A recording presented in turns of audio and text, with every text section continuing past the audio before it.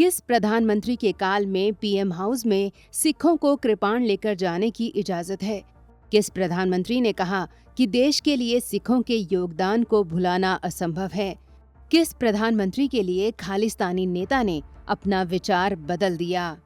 दोस्तों, इस समय राहुल गांधी के उस बयान को लेकर देश में बवाल मचा हुआ है, जिसमें उन्होंने ये कहा है कि भारत में सिखों को पगड़ी बांधने, कड़ा पहनने और गुरुद्वारे जाने में दिक्कत हो सकती है। राहुल गांधी ने साथ में ये भी कहा कि 2014 के बाद ही भारत में इस तरह का बदलाव हुआ है और इसके खिलाफ कांग्रेस पार्टी लड़ रही है।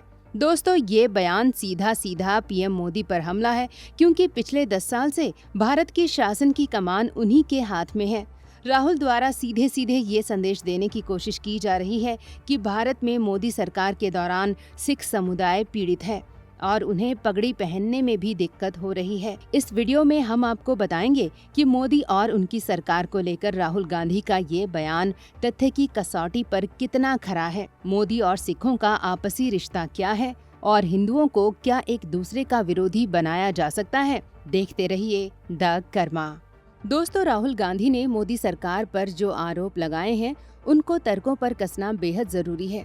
सबसे पहले तो आपको बता दें कि पीएम मोदी देश के एकमात्र ऐसे प्रधानमंत्री हैं जिनके कार्यकाल के दौरान सिखों को कृपाण लेकर पीएम आवास में जाने की इजाजत है।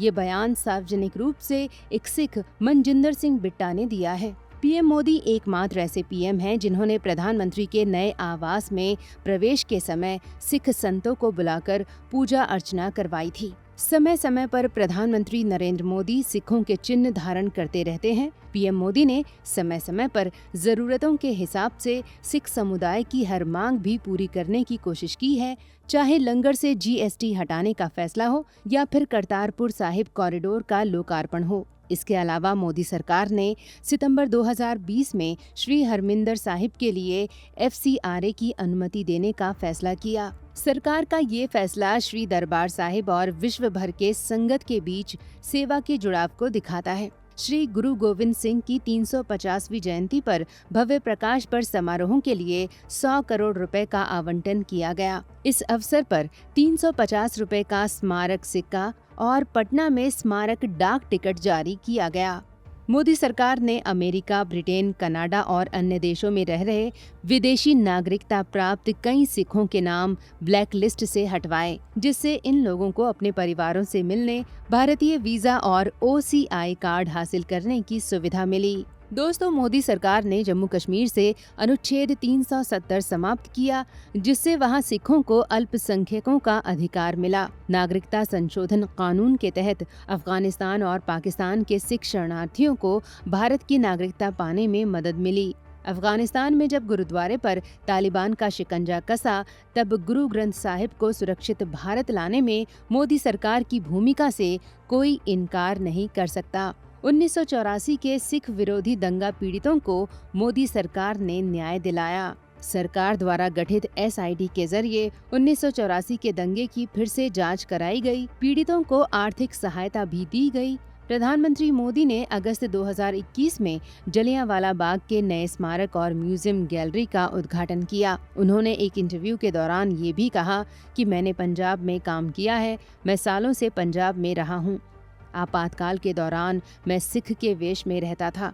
जब मैं दिल्ली में रहता था, तब भी कभी कभी लंगर खाने जाता था। इसलिए नहीं कि ये मुफ्त है, बल्कि ये मेरी भक्ति है। उन्होंने कहा था कि मैं अब भी मानता हूँ कि सिखों ने देश के लिए बहुत बड़ा योगदान दिया है। वे मुझे स्वीकार करें या नहीं, इस बारे में मैं क्या कह सकता हूँ। दोस्तों, आपको जानकर हैरानी होगी कि खालिस्तानियों के बड़े नेता रहे और लंदन में अलगाववादी गुट चलाने वाले जसवंत सिंह ठेकेदार ने पिछले साल प्रधानमंत्री नरेंद्र मोदी की तारीफ की। उन्होंने कहा कि पीएम सिख समुदाय से प्यार करते हैं। उन्होंने सिख नेताओं की ब्लैक लिस्टिंग खत्म करवाई, करतारपुर कॉरिडोर खुलवाया, छोटे साहिबजादे के बारे में बात की।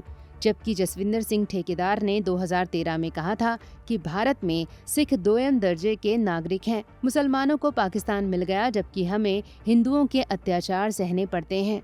ठेकेदार के विचार में ये बदलाव बहुत गौर करने वाला है। दोस्तों, राहुल गांधी के बयान का MP में सीहोर के सिख समाज संरक्षक जसपाल सिंह अरोड़ा ने भी खंडन किया है। उन्होंने कहा है कि सिख समाज सनातन धर्म का रक्षक है। तिलक और जनेऊ की रक्षा के लिए सिख समाज की उत्पत्ति हुई है। कोई अगर सनातन धर्म का पालन करता है तो वो सिख ही है। दोस्तों, आपको बता दें कि 1964 में जब विश्व हिंदू परिषद की स्थापना का निर्णय लिया गया, तब संदीपनी आश्रम में विचार विमर्श में भाग लेते हुए सरदार तारा सिंह ने घोषणा की कि धर्म की रक्षा ही हमारा धर्म है। खालसा पंथ का जन्म इसी उद्देश्य से हुआ था। मैंने कभी भी हिंदू धर्म नहीं छोड़ा। गुरु गोविंद सिंह ने वेदों, पुराणों आदि पर आधारित बहुत सारे गुरुमुखी साहित्यों की रचना की थी। उन्होंने आगे कहा कि वास्तव में हिंदू और सिख दो अलग अलग समुदाय नहीं हैं, वे एक ही हैं। आपसी विश्वास की कमी एक छोटी सी समस्या रही है। इस स्थिति को खत्म किया जाना चाहिए। एक हिंदू पुनरुद्धार आंदोलन बहुत जरूरी है। आपको बता दें कि तारा सिंह वीएचपी के संस्थापक सदस्यों में से एक हैं। द हिस्ट्री ऑफ सिख्स में खुशवंत सिंह लिखते हैं कि सिख धर्म की जड़ें सनातन ग्रंथों जैसे गीता और वेदांत में देखी जा सकती हैं। खुशवंत सिंह ने ये भी लिखा है कि हिंदू और सिख ऐसे जुड़े हुए हैं जैसे नाखून और मांस। आपको जानकर हैरानी होगी कि गुरु ग्रंथ साहिब में 2500 से अधिक बार राम नाम आया है। 10वें गुरु गोविंद सिंह ने खुद सिखों को भगवान राम के पुत्रों का वंशज बताया है। दोस्तों, ये सभी तथ्य बताते हैं कि विदेशी धरती से सिखों और हिंदुओं के बीच दरार पैदा करने की जो कोशिश हो रही है, वो कभी कामयाब नहीं हो सकती। चाहे ये कोशिश कोई खालिस्तानी करे या कोई थिंक टैंक या कोई राजनेता, वो असफल ही रहेगा। दोस्तों, भारत में हिंदू और सिखों के रिश्ते को लेकर आप क्या सोचते हैं? कमेंट बॉक्स में जरूर बताइएगा। वीडियो को लाइक और शेयर करें, चैनल को सब्सक्राइब करें और नोटिफिकेशन के लिए बेल आइकन दबाना ना भूलें। धन्यवाद।